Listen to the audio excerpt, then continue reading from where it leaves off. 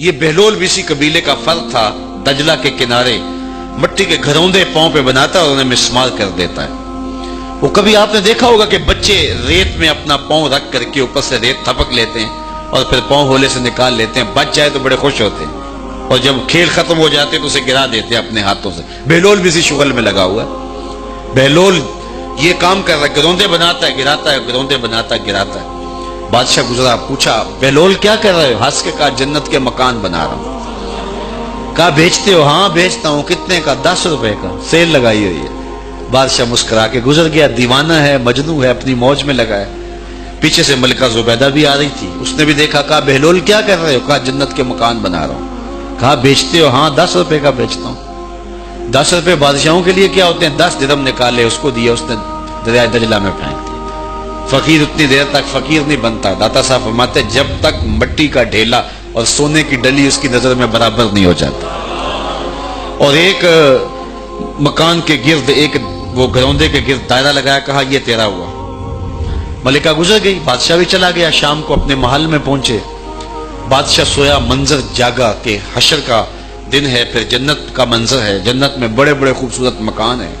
ایک مکان تو بڑا ہی اچھا لگا، تو جی چاہا کہ اس مکان کو دیکھوں۔ تو جب قریب گیا تو دروازے پہ لکھا تھا ملکہ زبیدہ۔ شوق سے آگے بڑھا تو دربان نے روک دیا، کہا یہ ملکہ کا ہے؟ کہا وہ میری ہی ملکہ ہے۔ کہا دنیا کے ضابطے اور ہیں، آخرت کے ضابطے اور ہیں۔ بادشاہ کی آنکھ کھل گئی، بے چین ہو گیا، ملکہ کو بیدار کیا، کہا تو کون سا نیک عمل کیا ہے؟ میں نے جنت میں تیرا یوں مال دیکھا ہے۔ ملکہ کہنے لگی وہی معمول کی نمازیں، وہی سب کچھ، کوئی نیا کام تو میں نے کیا نہیں۔ ہاں یاد آیا، کل گزر رہی تھی، دجلہ کا کنارہ تھا، وہ جسے لوگ مجذوب کہتے ہیں، وہ جو دیوانہ کہلاتا ہے، وہ بہلول، وہ جنت کے محل کہتا تھا، وہ بنا رہا تھا۔ میں نے کہا چلو کوئی بات نہیں، فقیر ہے، 10 روپے کیا ہوتے ہیں؟ تو میں نے 10 روپے کا ایک محل خریدا تھا۔ بادشاہ سر پکڑ کے بیٹھ گیا، وہ تو مجھے بھی کہتا تھا۔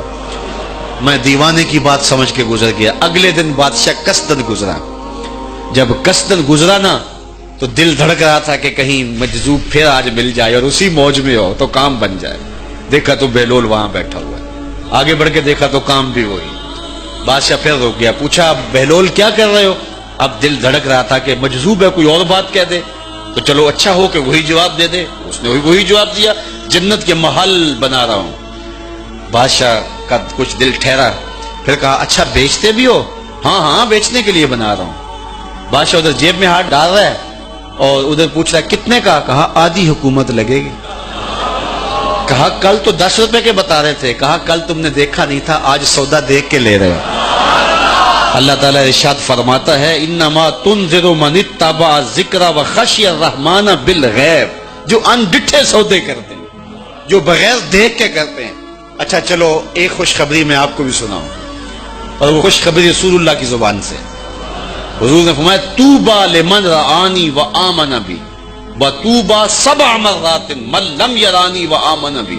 فرمایا صحابہ تمہیں مبارک ہو ایمان کی کہ تم نے مجھے دیکھا اور میرے اوپر ایمان لائے، اور کہا انہیں 7 مبارکیں ہوں جنہوں نے مجھے دیکھا بھی نہیں ہوگا اور پھر بھی ایمان لائیں گے۔